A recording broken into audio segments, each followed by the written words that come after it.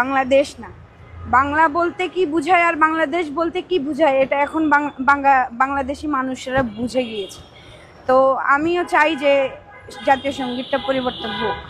যে জাতীয় সঙ্গীতের সঙ্গে অনেকেই বলছে আবেগ, মুক্তিযুদ্ধ জড়িয়ে আছে, সেই জাতীয় সঙ্গীতটা পরিবর্তন করে কোন জাতীয় সঙ্গীত বা কোন গানটা আপনি পরামর্শ দিতে পারেন?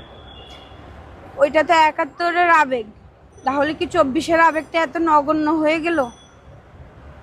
আমার বন্ধু আমার থেকে ৪ হাত দূরে মারা গিয়েছে, আমি তার লাশটাও ধরতে পারিনি। যখন ধরেছি তখন পলিথিন ফুটো করলে যেমন পানি বের হয়, ওইভাবে ওর রক্ত আমার শরীরে পড়েছে।